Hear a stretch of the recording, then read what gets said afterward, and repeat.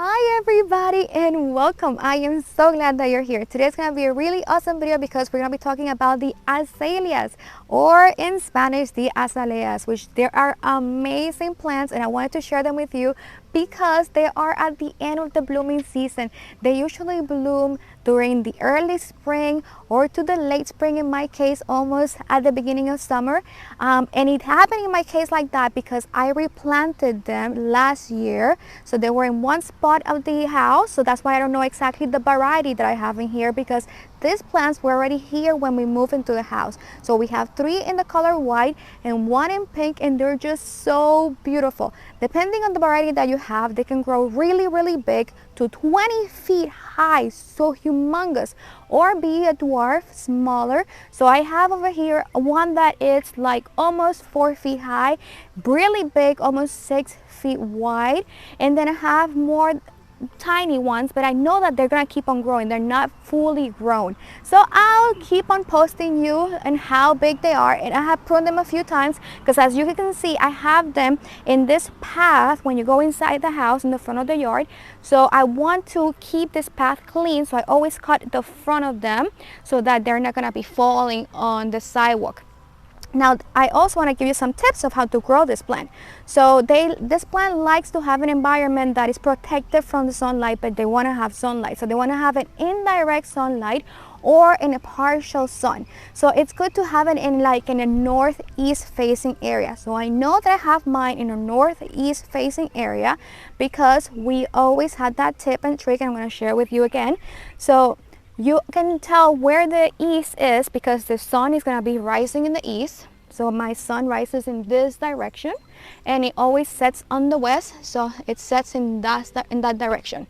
Now, my grandfather also taught me that when the sun rises in the east, you can then face your body in that direction. So I will be facing my body in this direction when it rises in the east, and then extend your arm, your left arm, into the other side, and that direction will be then your north facing side. So then this is my north and this is my east. So this is the northeast.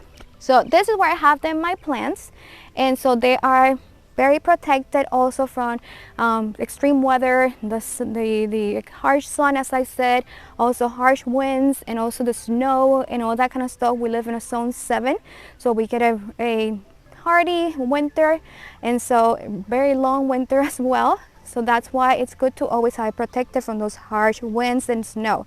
Now, I have it against this wall, but for the most part, you will see that they plant them always underneath big trees, because this is a shrub. So it's really good to have it underneath a big tree.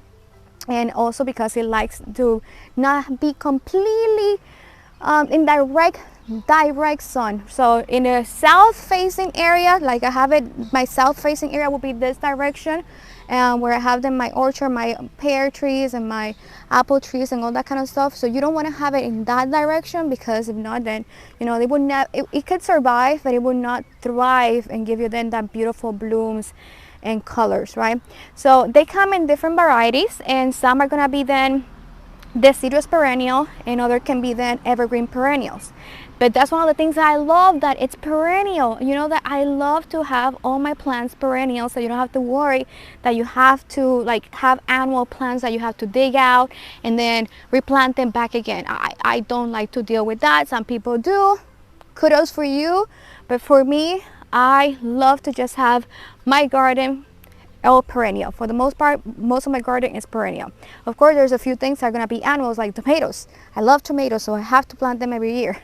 But anyways, for this plant, it is a perennial plant. In my case, I have them deciduous perennial.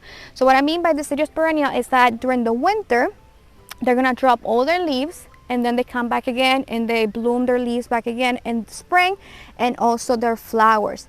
Now, I know I wanted to address my curls over here, which are so cute, and so you're gonna be seeing me for the most part, I think, the whole summer with my curly hair, because this is my natural hair, and I have not had natural hair in a long time, but it's so humid and hot, so I'm not gonna be doing any blow drying on my hair, I think, for a long time. So you might be seeing me a few times in the videos with my curly hair. So shout out to mommy, I know she loves my curls, so there you go, mom, you get to enjoy them. and I hope that you enjoy them too.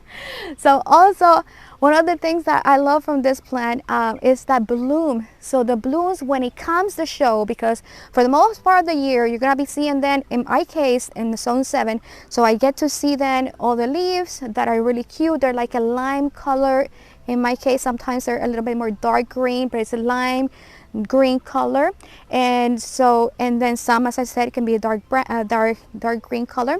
And they're tiny leaves, the rhododendron, because this plant comes from the family of rhododendrons. And as they always say, all the azaleas are then rhododendrons, but not all the rhododendrons are azaleas. And one thing that I learned is, because I love reading about the plants, is that flower of the azaleas is 5 petals. So this is very specific that it has 5 petals. So each flower has 5 petals. So that can help you then to identify that what you have then is azalea, is azaleas. The blooms that you get in the spring or late spring is just unbelievable. Even though that you're gonna be getting, you know, just the leaf for the most part of the year, and then during the winter, in my case, the leaves drop. But if you have an evergreen perennial, then you will have leaves all year long. Then, you know, you get this showstopper bloom, which is so beautiful. And right now it's dropping the flowers. So then when they drop the flowers, it gets like a little bit brownish color, and it crumbles out like paper, and it just falls on the floor. But still, it's just so beautiful. Now be careful with the pollinators, your bees, and other pollinators as well, because they are attracted to the pollen of this plant. But this plant, it has a toxin. I'm going to put the name over here, the toxin. And that toxin, you have too much, you know, bees and pollinators feeding on this and taking it back to their colonies, and then making this bees or this beeswax, and that contains too much of the toxin. So meaning that your whole yard is full of rhododendrons, and then you know the bees are being formed close to you are going to be mainly of this pollinator, this plant. Then you're going to be having high bees quantity full of this toxin, and then somebody eats some of that honey, and that can be then toxin to some individual. Now there are a few cases about this.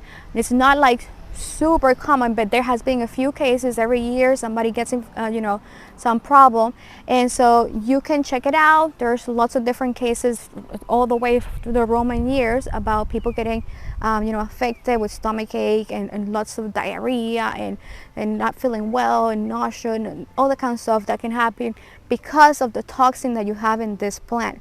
So, and also, you know, kids eating the flower or touching the pollen and putting it in their mouth. So it's not a plant for kids or pets to be touching or eating, because it has toxins. So you gotta be careful. Of course you can touch it, and us as adults, I can touch it, I don't have no issue, but of course you definitely need to check also your sensitivity. Some people are very sensitive to plants and to pollen.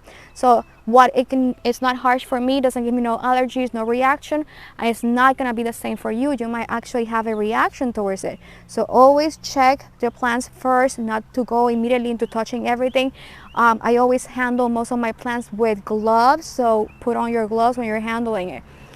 Also, because of the bees and the pollinators, that they love this so much, I always recommend for you guys to not use no harsh chemicals on your plants. You know that I don't like to use harsh chemicals on my plant.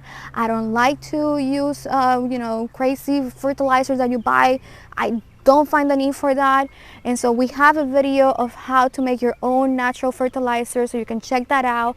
I also have a video of how to do your own natural organic homemade, you know, insecticides. So you can also check that. If you were to use then a insecticide or a fertilizer, I would recommend, which I don't recommend to do it, but if you were to do it, then I recommend to spray it and spray the plant after it has bloomed. After it has bloomed, because while it has the bloom, while it had the flowers, then you have seen that, you know, bees and pollinators, they're very attracted to the plant.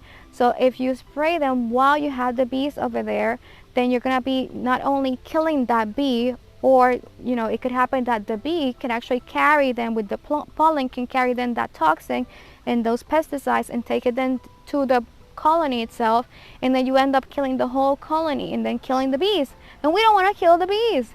So yeah, don't spray it while it has the flowers on. Spray it after, if you were to spray it, which I don't recommend. So spray it then after the flowers have fallen. For the most part, what I do is I just take on some gloves and I just take the plant and I just shake the plant, right? And that's if I see that there's some you know, spider mites, or I see that there's some bugs on top of the plant invading the plant. So just put on my gloves and shake it, and that works. Or if not, you can take then a water hose and put a little bit of pressure to the water hose and then just water them and give that pressure to the plant and clean it, and that works as well. Another thing is that this plant likes to be in a humid environment but not super wet.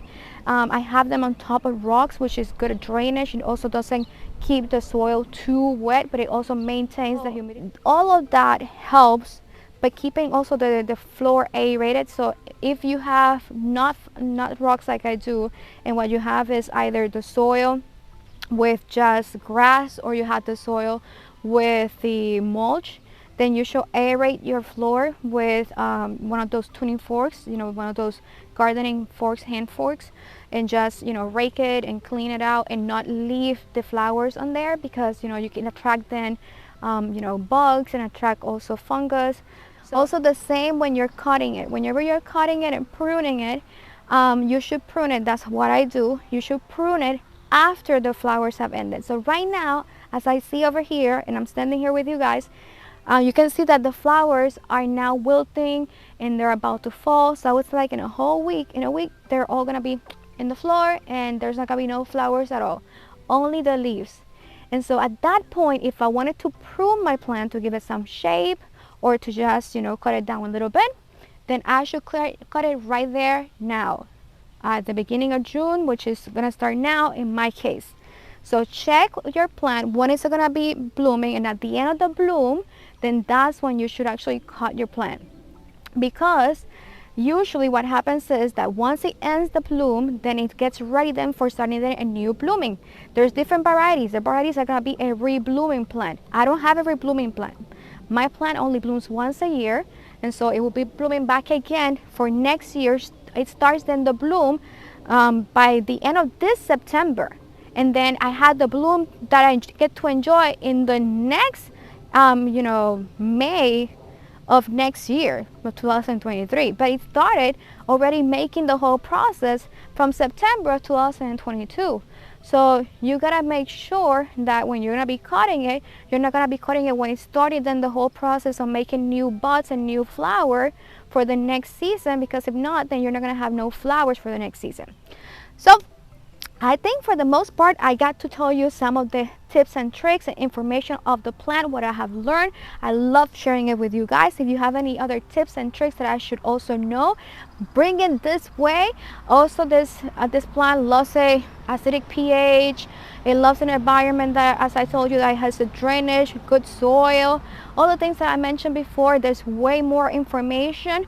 Of course, we're not gonna make a video super long for you guys, and I'll keep you posted as the plant keeps on growing so you can see it and enjoy it. If you know the variety, or you think that you know what variety I have over here, I will be super happy to know. I have a few in mind that I think they are, but of course, as I said, I did not purchase this plant. This plant already came with the house, so I don't really know exactly which variety I have. May you have an amazing day. Thank you so much for watching and being part of the family, the family in the community. You are all amazing. May God bless you. Enjoy the day, enjoy the miracle.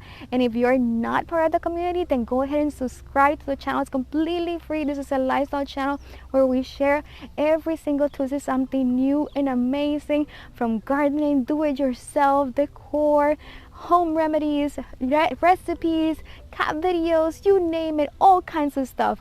Well, enjoy the day, enjoy the miracle. Subscribe to the channel, like and share. Bye. See you next Tuesday.